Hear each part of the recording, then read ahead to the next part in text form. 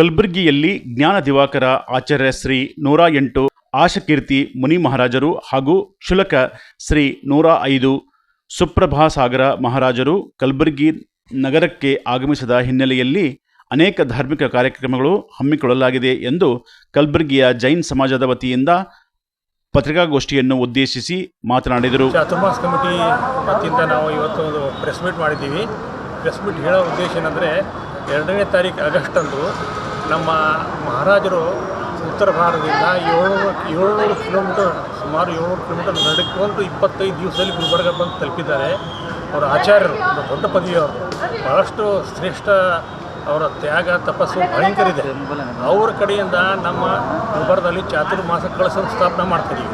ಈ ಚಾತುರ್ಮಾಸ ಅಂದರೆ ಈ 4 ತಿಂಗಳಲ್ಲಿ ಜೀವೋತ್ಪನ್ನಗಳು ಆಗುತ್ತವೆ. ಅದರಿಂದ ಮಹಾರಾಜರು ಯಾವತ್ತೂ ನಡ್ಕೋತಾ ಇರಬೇಕು. ಒಂದೇ ಕಡೆ ಅವ್ರು ಇರೋದು ಅವಕಾಶ ಇಲ್ಲ. ಒಂದು ಊರಲ್ಲಿ 41 ದಿವಸ ಮಾತ್ರ ಇರಬೇಕು, ಅದಕ್ಕೆ ಹೆಚ್ಚಿಗೆ ನಡೆಯೋ ಅವಕಾಶ ಇಲ್ಲ. ಬಟ್ ಈ 4 ತಿಂಗಳಲ್ಲಿ ಜೀವೋತ್ಪನ್ನ ಆಗುತ್ತವೆ ಅಂಥೇಳಿ ಅದರ ಅವಕ್ಕೆ ಹಾನಿ ಆಗಬಾರ್ದು ಅಂತೇಳಿ ಒಂದು ಕಡೆ 4 ತಿಂಗಳು ಎಲ್ಲ ಇಡೀ ಭಾರತಾದ್ಯಂತ ಎಲ್ಲ ಮುನಿಗಳು ಆಚಾರ್ಯರು ಇಡೀ ಅಂದರೆ ನಮ್ಮ ದೇಶದಾದ್ಯಂತ ಅವರೊಂದು ಚಾತುರ್ಮಾಸ ಅಂತೇಳಿ 4 ತಿಂಗಳು ಒಂದು ಕಡೆ ಇರ್ತಾರೆ. ಈ 4 ತಿಂಗಳಲ್ಲಿ ನಾವು ನಮ್ಮದು ಕಳಶಗಳನ್ನು ಸ್ಥಾಪನೆ ಮಾಡ್ತೀವಿ. ಕಳಶಗಳನ್ನು ನಾವು ಬೋಲಿ ಮಾಡಿ ಒಂದು 126 ಕಳಶ ಇರ್ತವೆ. 126 ಕಳಶನಲ್ಲಿ ನಾವು ಬೋಲಿ ಮಾಡಿ ಆ ಬೋಲಿ ಮಾಡಿದ ರಥಗಳ ಮುಖಾಂತರ ಮೆರವಣಿಗೆ ಮಾಡ್ಕೊತ ಪಂಡಿತ ರಂಗಮಂದಿರದಿಂದ ಸಾಯಂಕಾಲ 6 ಗಂಟೆಗೆ ನಮ್ಮ ರಥಗಳು 16 ರಥಗಳು ಯಾರ್ಯಾರು ಬೋಲಿ ತೊಗೊಂಡಿದ್ದಾರೆ ಅವರೆಲ್ಲ ಕುಟುಂಬ ಸಮೇತ ಅವ್ರು ಕುತ್ಕೋತಾರೆ. ನಮ್ಮ ಇಡೀ ಸಮಾಜ ಅವ್ರ ಜೊತೆ ಬಂದು 108 ಕಳಶಗಳು ಮುಂದೆ ಇರ್ತವೆ. ಬಾಕಿ ಕಳಶಗಳು ತೊಗೊಂಡವ್ರು ರಥದಲ್ಲಿ ಕುತ್ಕೊಳ್ತಾರೆ. ಅವರೆಲ್ಲ ಕಳಶಗಳನ್ನು ತಂದು ನಮ್ಮ ಮಂದಿರಲಿಟ್ಟು 4 ತಿಂಗಳ ಕಾಲ ಪೂಜೆ ಪುನಸ್ಕಾರ ಮಂತ್ರ ಯಂತ್ರದಿಂದ ಅದನ್ನು ಪುನಃ ಸ್ಟ್ರಾಂಗ್ ಆಗಿ ಮಾಡಿ ಆಮೇಲೆ 4 ತಿಂಗಳಾದ ನಂತರ ನಮ್ಮ ಮಹಾರಾಜರು ಇಡೀ ಸಮಾಜದ ಯಾರ್ಯಾರು ಬೋಧಿ ತೊಗೊಂಡ್ರೆ ಅವ್ರ ಮನೆಗೆ ಹೋಗಿ ಕಳಶ ಸ್ಥಾಪನೆ ಮಾಡ್ತಾರೆ. ಅದರಿಂದ ಒಂದು ಶಾಂತಿ ನೆಮ್ಮದಿ ಸೌಖ್ಯ ಎಲ್ಲ ಸಿಗುತ್ತೆ ಅಂತ ನಮ್ಮೆಲ್ಲ ಭಾವನೆ. ಈ ಕಾರ್ಯಕ್ರಮಕ್ಕೋಸ್ಕರ ನಾವು ತಮ್ಮ ಮುಖಾಂತರ ವಿನಂತಿ ಮಾಡಿಕೊಂಡು ಮೊದಲಾಗುತ್ತೆ. ಪ್ರತಿ ಸಲ ಬೇರೆ ಬೇರೆ ಮಹಾರಾಜರು ಬರ್ತಾರೆ. ಯಾರು ಬರ್ತಾರೆ ಅಂತ ನಮ್ಗೆ ಗೊತ್ತಿಲ್ಲ. ಅಂದರೆ ಹೋಗಿ ಕೇಳಬೇಕಾಗುತ್ತೆ. ಅವ್ರು ನಾವು ರಿಕ್ವೆಸ್ಟ್ ಮಾಡ್ಕೋಬೇಕು. ರಿಕ್ವೆಸ್ಟ್ ಮಾಡ್ಕೊಂಡ್ರೆ ಅವ್ರು ಬರ್ತೀನಿ ಅಂದರೆ ಒಪ್ಕೊಂಡ್ರೆ ಅವ್ರದ್ದೆಲ್ಲ ವ್ಯವಸ್ಥೆ ಮಾಡ್ಬೇಕು. 700 ಕಿಲೋಮೀಟ್ರ್ ಎಲ್ಲಿ ಬಸ್ನಾಗ ಬರೋದಿಲ್ಲ, ಕಾರ್ನಾಗ ಬರೋದಿಲ್ಲ, ನಡ್ಕೋದು ಬರಬೇಕು. ಯಾವುದಾದ್ರೂ ಇಂಥ ರೂಮ್ ಕೊಂಡ್ರೆ ಅಲ್ಲಿ ರೂಮ್ಲಿ ಇರಬೇಕು. ಮತ್ತು ಬೆಳಗ್ಗೆ ವಾಕಿಂಗ್ ಮಾಡಬೇಕು. ಇಡೀ 24 ಗಂಟೆಯಲ್ಲಿ ಒಂದು ಸಲ ಮಾತ್ರ ಅವ್ರು ಆಹಾರ ತೊಗೋತಾರೆ. ಆಹಾರ ನೀರು ತೊಗೊಂಡು ಒಂದೇ ಒಂದು ಸಲ, ಅದು ಬಿಟ್ಟರೆ ಮತ್ತು 24 ತಾಸು ಏನೂ ತೊಗೋದಿಲ್ಲ. ಆ ಥರ ಮಾಡ್ತಾ 700 ಕಿಲೋಮೀಟ್ರ್ ಬಂದು ಈಗ ನಮ್ಗೆ ತಲುಪಿದ್ದಾರೆ. ದಿನಾಲೂ ಅವರ ಆಚಾರ್ಯರ ಪ್ರವಚನ ಇರುತ್ತೆ. ಮಧ್ಯಾಹ್ನ 3 ಗಂಟೆಯಿಂದ 4 ಗಂಟೆವರೆಗೆ ತುಂಬ ಕುಂತ್ರೆ ಅಲ್ಲಿ ಪ್ರವಚನ ಬಿಟ್ಟು ಎದ್ದು ಬರೋಷ್ಟು ಆಗಲ್ಲ. ಅಷ್ಟೊಂದು ಪ್ರಭಾವಿತವಾಗಿ ಅವರು ನಮ್ಮ ಪ್ರವಚನ ಮಾಡ್ತಾರೆ. ಒಳ್ಳೆ ಆಚಾರ್ಯ ಪದವಿ ಇದೆ. ಅಂದರೆ ನಮ್ಮದು ಜೈನ ಸಮಾಜದಲ್ಲಿ ಮೊದಲು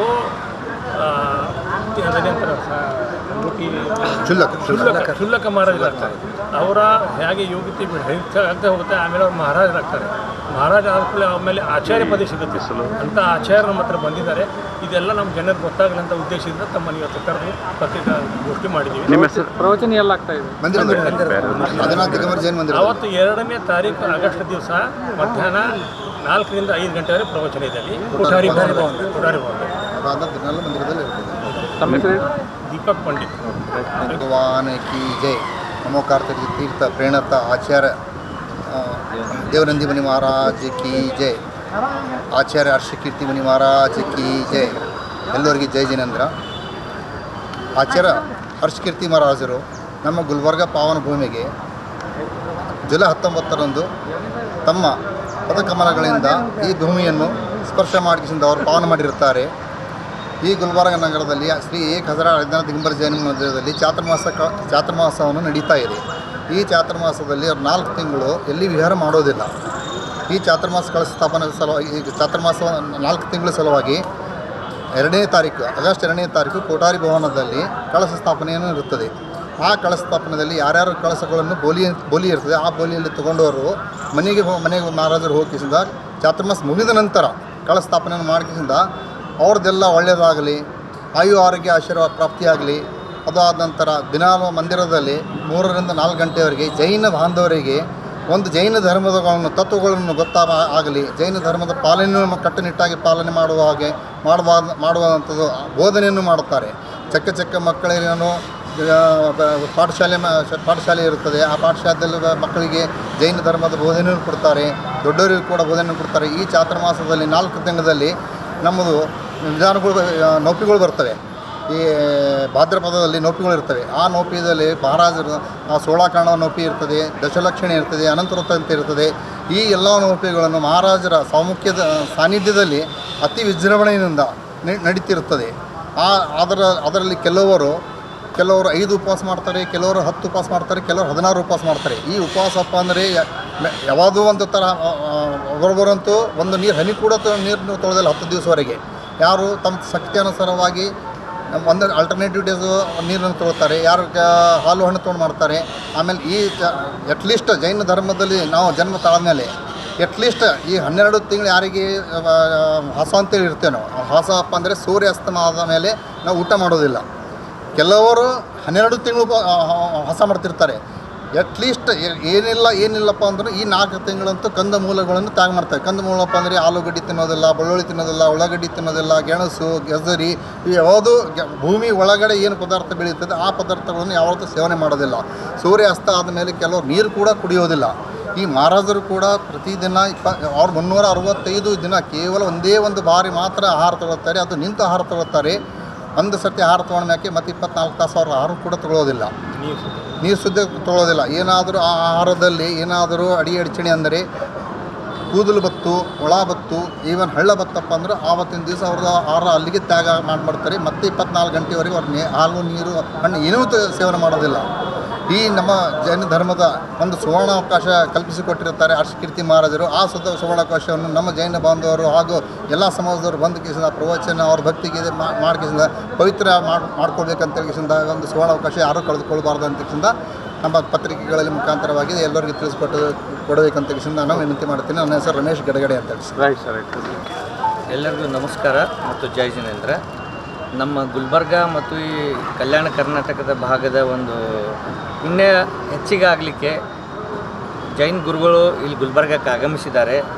ಅವರು ಆಗಮನ ಮಾಡಿದ ನಂತರ 4 ತಿಂಗಳು ಚಾತುರ್ಮಾಸ ಮಾಡ್ತಾಯಿದ್ದಾರಲ್ಲ, ನಮ್ಮ ಜೈನ ಧರ್ಮದ ಒಂದು ಪದ್ಧತಿ ಪ್ರಕಾರ ಆ ಪದ್ಧತಿಯಲ್ಲಿ ಒಂದು ಆರಾಧನೆ ಮಾಡ್ತಾಯಿದ್ದಾರೆ. ವಿಶ್ವಶಾಂತಿ ಮತ್ತು ಭಾರತದ ಸಮೃದ್ಧಿಗಾಗಿ ಮತ್ತು ಸಮಸ್ತ ಜೀವಕೋಟಿಗಳಿಗೆ ಒಳ್ಳೆಯದಾಗಲಿ ಅನ್ನೋ ಭಾವನೆಯಿಂದ ಎಲ್ಲರೂ ಅದರಲ್ಲಿ ಒಂದು ತ್ಯಾಗ, ಸತ್ಯ, ಅಹಿಂಸೆಯ ಮೂಲ ಉದ್ದೇಶ ಇಟ್ಟುಕೊಂಡು ಒಂದು ಆರಾಧನೆ ಮಾಡ್ತಾಯಿದ್ದಾರೆ.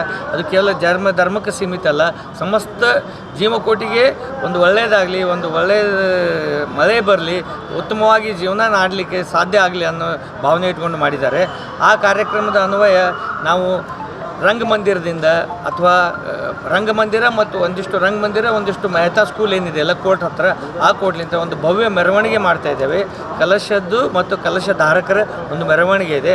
ಆ ಮೆರವಣಿಗೆ ಸುಮಾರು 15 ರಥಗಳಿದ್ದಾವೆ. ಅದಲ್ಲದೆ ವಾದ್ಯ ಮೇಳ ಮತ್ತು ಎಲ್ಲ ಸುಮಂಗಲಿಯರು ಕಳಸ ತೊಗೊಂಡು ಅದ್ರಾಗ ಪಾರ್ಟಿಸಿಪೇಟ್ ಮಾಡ್ತಾರೆ. ಈ ಕಾರ್ಯಕ್ರಮಕ್ಕೆ ಭವ್ಯವಾಗಿ ನಡೆಸ್ಕೊಡೋದದ.